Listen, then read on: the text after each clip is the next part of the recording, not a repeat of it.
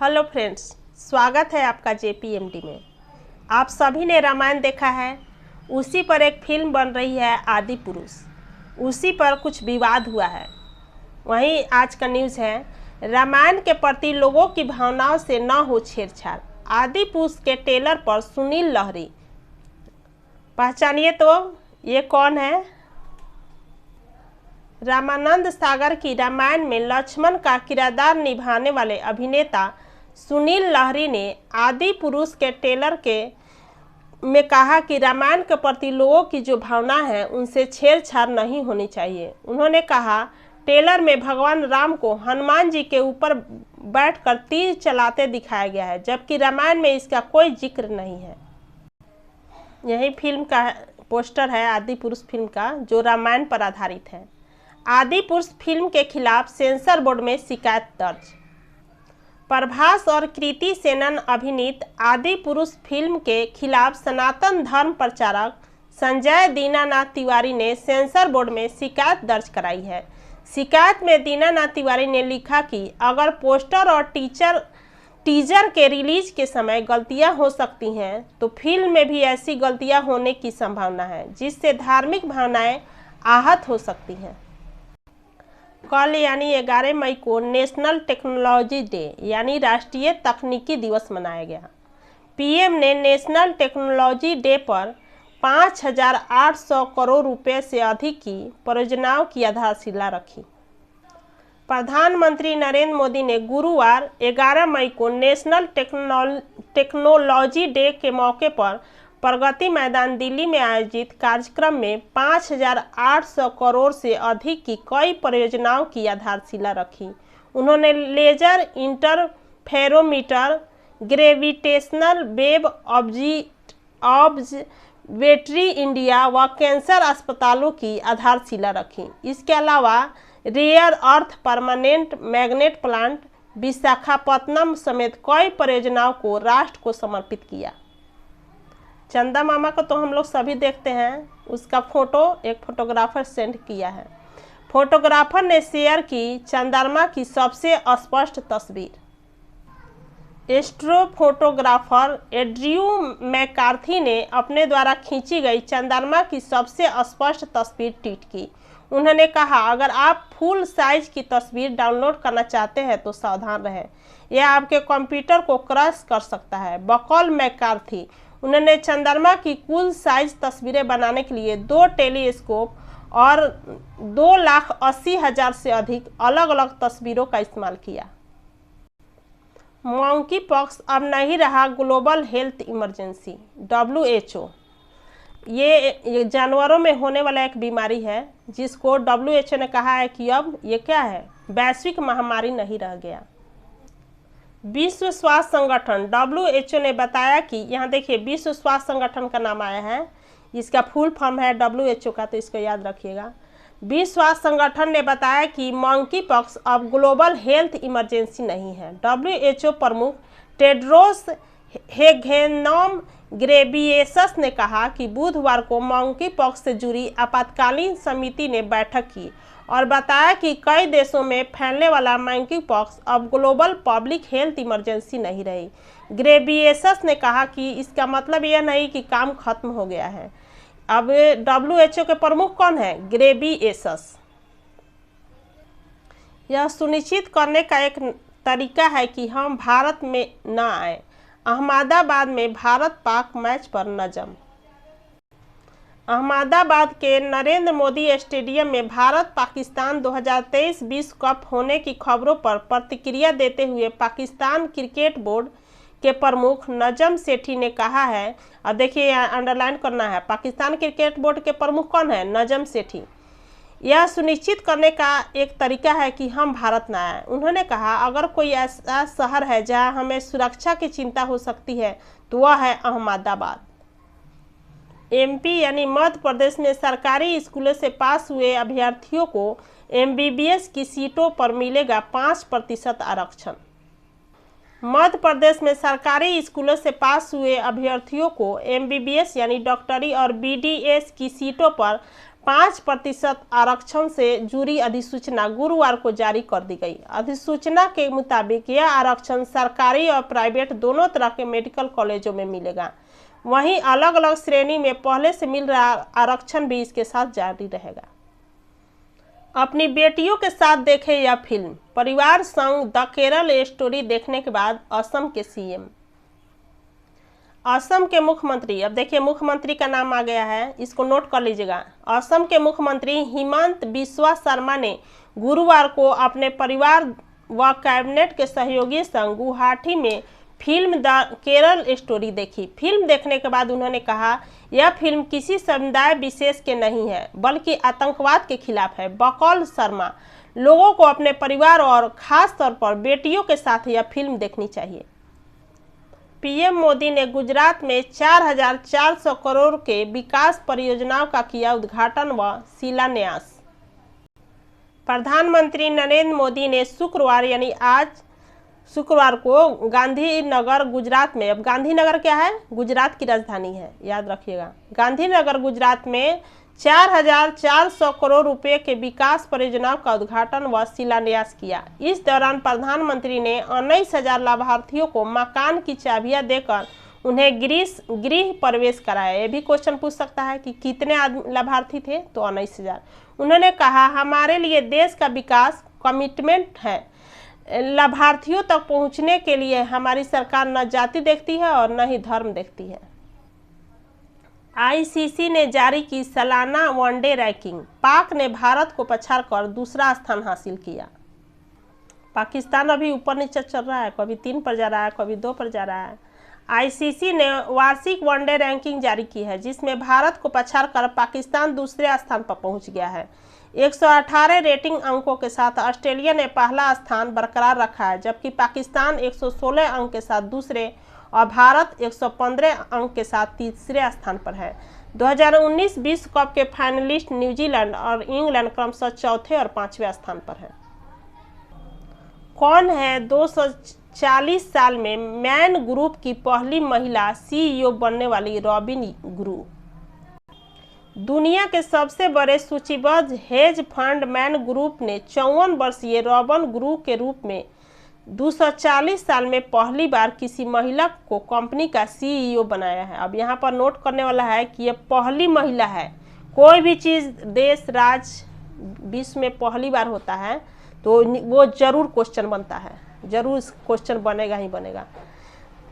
महिला को कंपनी का सीईओ बनाया है। वर्तमान में कंपनी की ग्रुप प्रेसिडेंट रॉबिन एक बैरिस्टर हैं, जिन्होंने कोवेंट्री यूनिवर्सिटी और बार स्कूल से पढ़ाई की है। वह 1994 से इन्वेस्टमेंट इंडस्ट्रीज में काम कर रही हैं।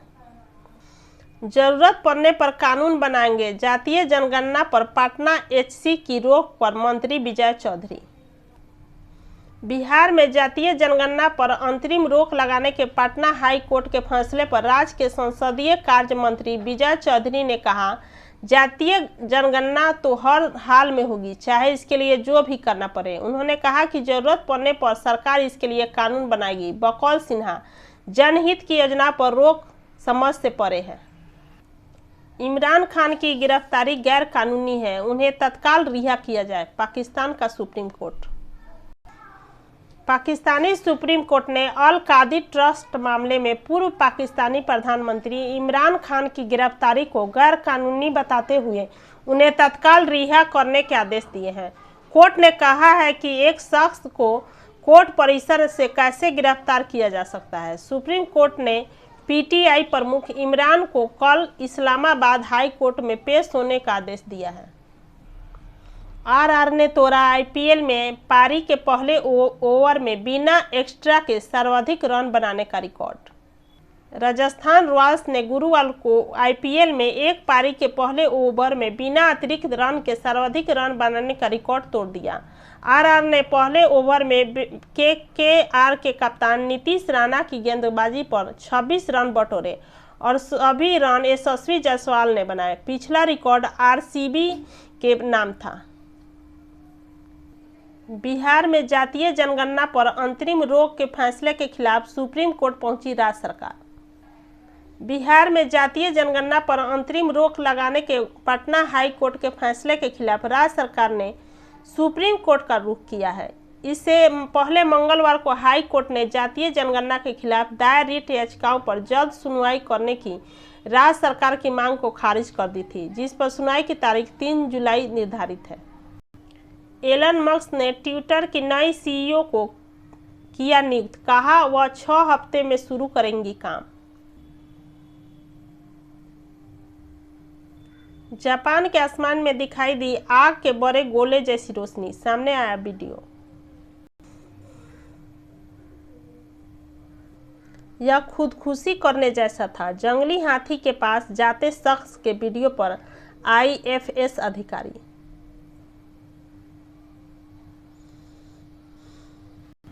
यशस्वी जायसवाल ने जरा आईपीएल इतिहास का सबसे तेज अर्धशतक।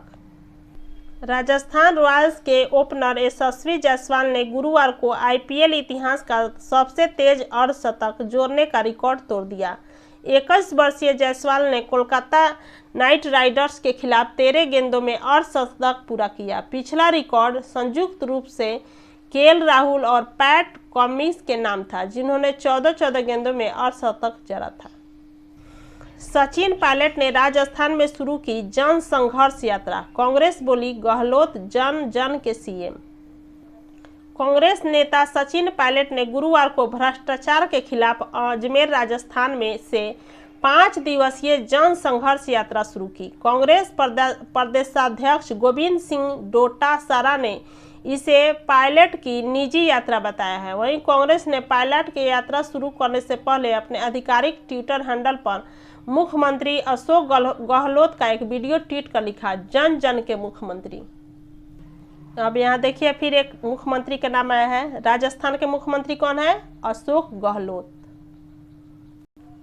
सीबीएसई की 12वीं की परीक्षा में किस रीजन में पास हुए सबसे अधिक और सबसे कम विद्यार्थी? सीबीएसई द्वारा घोषित किए गए 12वीं बोर्ड परीक्षा के नतीजों में विभिन्न रीजन में त्रिवेंद्रम में पास होने वाले विद्यार्थियों का प्रतिशत 99.91 सर्वाधिक रहा, जिसके बाद बेंगलुरु के पास प्रतिशत 98.64, चेन्नई, दिल्ली, पश्चिम और चंडीगढ़ टॉप 5 रीजन में शामिल है। प्रयागराज रीजन में सबसे कम पास प्रतिशत 78.05 है, जबकि इस साल कुल पास प्रतिशत 87.33 रहा। युजवेंद्र चहल ने रचा इतिहास, आईपीएल में सबसे ज्यादा विकेट लेने वाले गेंदबाज बने। राजस्थान रॉयल्स के leg spinner Yuzvendra Chahal IPL इतिहास में सर्वाधिक विकेट लेने वाले गेंदबाज बन गए हैं। गुरुवार को कोलकाता नाइट राइडर्स के खिलाफ मैच में नीतीश राणा को आउट करते ही उन्होंने यह मुकाम हासिल कर लिया। चहल ने अपने 143वें आईपीएल मैच में 184वां विकेट लेकर ड्वेन ब्रावो को पछाड़ दिया। छात्रों को पहले किताबी ज्ञान मिलता था, लेकिन नई शिक्षा नीति इसमें बदलाव लाएगी, पीएम मोदी। प्रधानमंत्री नरेंद्र मोदी गांधीनगर गुजरात में, गुजरात की गांधीनगर क्या है जल्दी से कमेंट में बताइए, में शुक्रवार को अखिल भारतीय प्राथमिक शिक्षक महासंघ के 29वें द्विवार्षिक सम्मेलन में शामिल हुए। इस मौके पर उन्होंने कहा कि पहले छात्रों को किताबी ज्ञान मिलता था, लेकिन नई शिक्षा नीति इसमें बदलाव लाएगी। उन्होंने कहा, गूगल डेटा और सूचना दे सकता है, लेकिन छात्रों के लिए शिक्षकों की भूमिका मार्गदर्शक की होती है।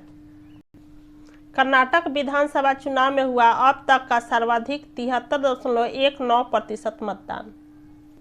कर्नाटक विधानसभा चुनाव में इस बार 73.19% मतदान हुआ, जो राज्य में दर्ज हुआ अब तक का सर्वाधिक मतदान प्रतिशत है। इससे पहले राज्य में 2018 में विधानसभा चुनाव 72.44% मतदान हुआ था, जो पिछला रिकॉर्ड था। गौरतलब है कि कर्नाटक में 224 विधानसभा सीटों के लिए, अब देखिए यहाँ पर नोट करिए, कर्नाटक का विधानसभा सीट कितना है 224, और कितना परसेंट मतदान हुआ है 73.19%, याद रखिएगा।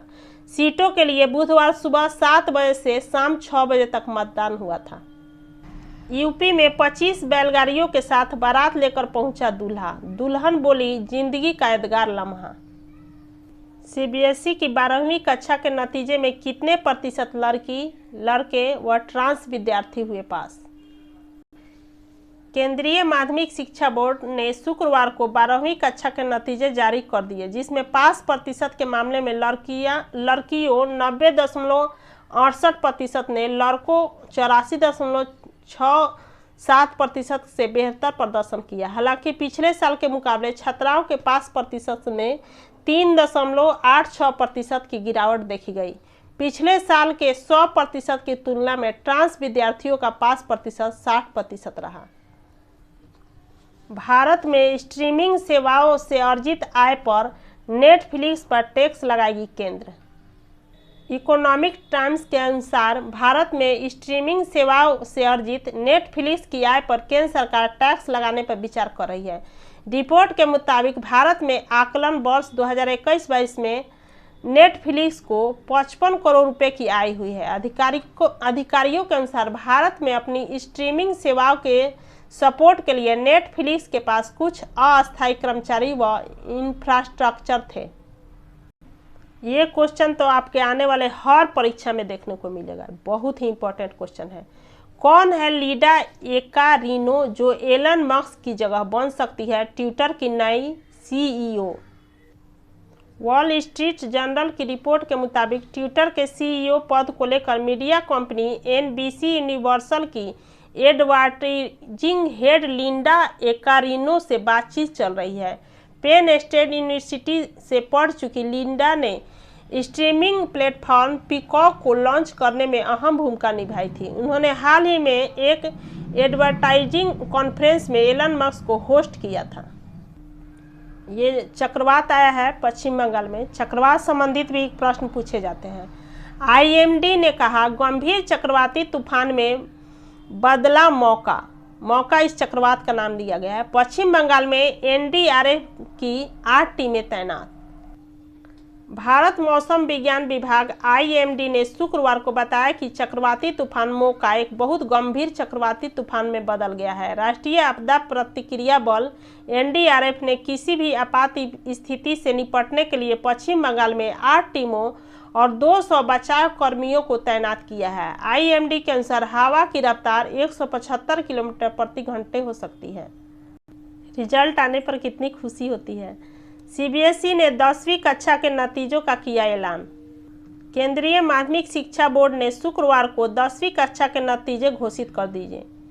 नतीजे https cbse-result.nic.in और डिजी लॉकर सहित अन्य प्लेटफॉर्म पर देखे जा सकते हैं। गौरतलब है कि 15 फरवरी 2023 से 21 मार्च 2023 तक हुई सीबीएसई की 10वीं कक्षा की बोर्ड परीक्षा के लिए 21,86,940 विद्यार्थी ने पंजीकरण कराया था। शिक्षक बहाली 16 मई तक जारी होगा सिलेबस। तब आज तक के लिए इतना ही। आप लोग इसे लाइक करें या सब्सक्राइब करें या ना करें, लेकिन इसे सुने जरूर, बहुत ही जानकारी है और इससे आने वाले परीक्षा में इससे क्वेश्चन देखने को मिलेगा। धन्यवाद जेपीएमडी से जुड़ने के लिए।